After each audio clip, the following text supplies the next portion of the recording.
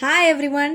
இன்றைக்கி பீட்சா எப்படி பண்ணுறதுன்னு பார்க்கலாம். அதுவும் சீஸ், ஈஸ்ட், க்ரீம், ஓவன் இது எதுவுமே யூஸ் பண்ணாமல் ரொம்ப சிம்பிளாக அண்ட் கடையில் கிடைக்கிற அதே டேஸ்ட்டில் பீட்சா எப்படி பண்ணுறதுன்னு பார்க்கலாம். ஸோ அதுக்கு ஃபஸ்ட்டு ஒரு கப் ஆல் பர்பஸ் ஃப்ளார், அதாவது மைதா எடுத்துக்கோங்க. அதில் தேவையான அளவு உப்பு சேர்த்துட்டு 1/4 teaspoon baking soda, 1/4 teaspoon baking powder, கூடவே 1/2 ஸ்பூன் சுகர் நல்லா பவுடர் பண்ணி சேர்த்துக்கோங்க. அதுக்கப்புறமா பட்டர் 1 ஸ்பூன் மெல்ட் பண்ணி சேர்த்துக்கோங்க. அப்புறம் தயிர், அது 4 ஸ்பூன் தயிர். இது எல்லாத்தையும் சேர்த்து நல்லா மிக்ஸ் பண்ணி எடுத்துக்கலாம். இது கூட ஒரு 2 ஸ்பூன் தண்ணியும் ஆட் பண்ணி நல்லா ஒரு சாஃப்டான டோ மாதிரி ரெடி பண்ணி எடுத்துக்கலாம். இப்போ இதை நல்லா பிசைஞ்சதுக்கப்புறம் இதை மூடி வச்சு ஒரு 20 மினிட்ஸ்லேருந்து 40 மினிட்ஸ் வரைக்கும் அப்படியே இருக்கட்டும். அப்போ தான் டோ நல்லா சாஃப்ட் ஆகும். இப்போ நம்ம ஒயிட் சாஸ் பண்ணிடலாம். இதுக்கு 1 ஸ்பூன் பட்டரை ஃபஸ்ட்டு மெல்ட் பண்ணிடலாம்.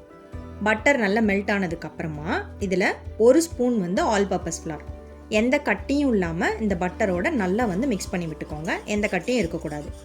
இதில் 1/2 கப் பால் கொஞ்சம் கொஞ்சமாக ஆட் பண்ணிக்கோங்க. ஃபஸ்ட்டு கொஞ்சமாக சேர்த்து எந்த கட்டியும் இல்லாமல் மிக்ஸ் பண்ணிவிட்டு அதுக்கப்புறமும் ஃபுல்லாக ஆட் பண்ணிக்கோங்க.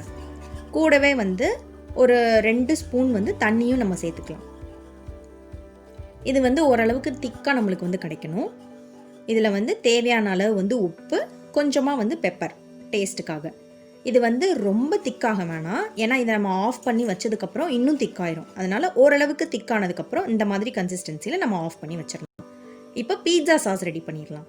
அதுக்கு ஒரு சின்ன துண்டு இஞ்சி, 4 பூண்டு, வெங்காயம் ஒரு பெரிய வெங்காயம், ஒரு முழு தக்காளி, இது எல்லாத்தையும் போட்டு 1/2 டம்ளர் தண்ணியும் சேர்த்து இதை கொஞ்ச நேரம் கொதிக்க விடணும். கொஞ்ச நேரம் கொதிச்சா போதும், ரொம்ப குக் ஆகணும்னு அவசியம் இல்லை. இதை மூடி போட்டு ஓரளவுக்கு இப்போ நல்லா கொதிக்கட்டும். இப்போ இந்த தண்ணி எல்லாமே நல்லா போயிடுச்சு. இப்போ இதை எடுத்து நம்ம பேஸ்ட் மாதிரி அரைச்சி எடுத்துக்கலாம். இப்போ ஒரு பேனில் 2 ஸ்பூன் ஆயில் ஊற்றி நம்ம அரைச்சி எடுத்த அந்த சாஸ் இருக்குல்ல, பீட்சா சாஸ், அதையும் இதில் ஊற்றிக்கலாம். ஊற்றிட்டு 1 table spoon Kashmiri chilli powder, கொஞ்சமாக oregano, கொஞ்சமாக 1 ஸ்பூன் சுகர், 1 ஸ்பூன் சால்ட் சேர்த்துக்கோங்க. காஷ்மீரி சில்லி பவுடர் இல்லை அப்படின்னா 1/2 டீஸ்பூன் நார்மல் சில்லி பவுடர் சேர்த்துக்கோங்க. நான் கலருக்காக சேர்த்துருக்கேன். கொஞ்சம் தண்ணி ஊற்றி இது நல்லா திக்காகட்டும். இது கரெக்ட் கன்சிஸ்டன்சி. இது இதுதான் கரெக்ட் கன்சிஸ்டன்சி. ஓரளவுக்கு திக்காயிடுச்சு. இப்போ இதை ஆஃப் பண்ணிடலாம். இப்போ நம்ம டோ ரெடி பண்ணி வச்சுருந்தோம்ல, அது 30 மினிட்ஸ் ஆயிடுச்சு. நல்லா சாஃப்டாக இருக்குது டோ. இப்போ இதை ஒரு தடவை நல்லா ஒரு 3-4 செகண்ட்ஸ் நல்லா இந்த மாதிரி பிசைஞ்சு விட்டுக்கோங்க. அதுக்கப்புறம் இதை எடுத்து நல்லா சப்பாத்தி மாவு மாதிரி தேய்ச்சிடலாம். ரொம்ப தின்னாகவும் இருக்கக்கூடாது, ரொம்ப திக்காகவும் இருக்கக்கூடாது. ரொம்ப தின்னாக இருந்தால் முறுமுறுன்னு ஆயிரும், அப்புறம் நல்லா இருக்காது. திக்காக இருந்தாலும் மொத்தமாக இருக்கும். அதனால் ஓரளவுக்கு மீடியமாக நல்லா ரோல் பண்ணிக்கோங்க. ரோல் பண்ணிட்டு நான் இன்றைக்கி என்ன எடுத்திருக்கேன் அப்படின்னா, நம்ம கேக்லாம் பேக் பண்ணுவோம்ல, அந்த அடியில் இருக்கிற பிளேட் இருக்குல்ல, அதை எடுத்திருக்கேன். நீங்கள் ஸ்டீல் பிளேட் கூட யூஸ் பண்ணிக்கலாம். அதெல்லாம் நல்லா ஆயில் வச்சு அடியில் க்ரீஸ் பண்ணிக்கோங்க. க்ரீஸ் பண்ணிட்டு இதை நல்லா இந்த விரிச்சிட்டு ஓரத்துலலாம் நல்லா இந்த மாதிரி குழி மாதிரி பண்ணிக்கோங்க. பண்ணிவிட்டு ஃபோக் வச்சு இந்த மாதிரி டாட்டாக குத்தி விட்டுக்கோங்க. ஃபோக் வச்சு நல்லா குத்திடுங்க.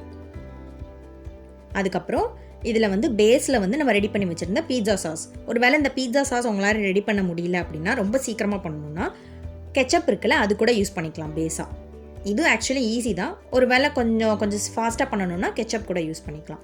அதுக்கப்புறம் இதுக்கு மேலே நம்ம சீஸ் போடுவோம். ஸோ சீஸுக்கு பதிலாக தான் நம்ம இன்றைக்கி என்ன பண்ணியிருக்கோம்னா ஒயிட் சாஸ் ரெடி பண்ணியிருக்கோம். ஸோ அந்த ஒயிட் சாஸை இது மேலே வச்சிடலாம். அதையும் இது மேலே நல்லா ஸ்ப்ரெட் பண்ணிக்கோங்க.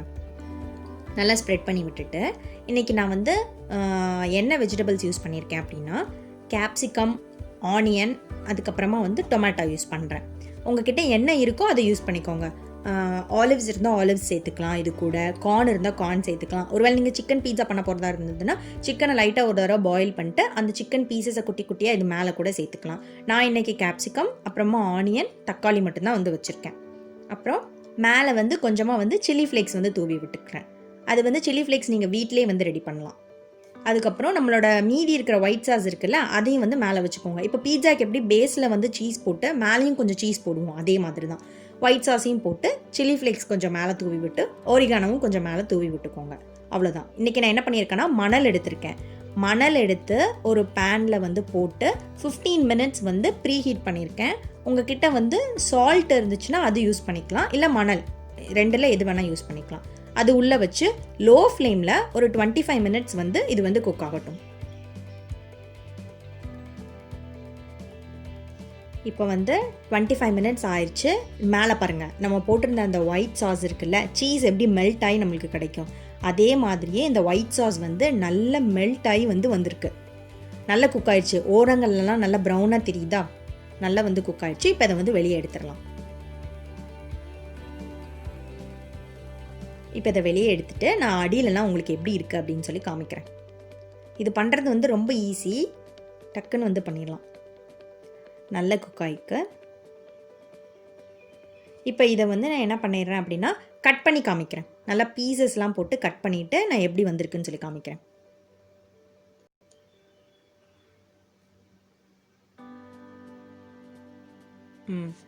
நல்ல சூப்பராக வந்திருக்கு. எல்லாமே வந்து அந்த சீஸ் மாதிரியே அதுக்கு சாஸ், அந்த அந்த ஒயிட் சாஸ் அது வந்து நல்லா மெல்ட் ஆகி, இது வந்து அப்படியே கடையில் கிடைக்கிற டேஸ்ட் தான் இருக்கும். சீஸ் இல்லையே அப்படிங்கிற அந்த ஒரு குறையே வந்து இருக்காது. ரொம்ப டேஸ்ட்டாக இருக்கும். நீங்கள் சிக்கன் ஆட் பண்ணிங்க அப்படின்னா சிக்கன் பீட்சா. நல்ல சுவையான வீட்லேயே நம்ம கடையில் கிடைக்கிற அதே டேஸ்ட்டில் பீட்சா ரெடி ஆயிடுச்சு. ஸோ இதை கண்டிப்பாக வந்து ட்ரை பண்ணி பாருங்கள். ட்ரை பண்ணிட்டு எப்படி இருக்குன்னு சொல்லுங்கள். பாய்.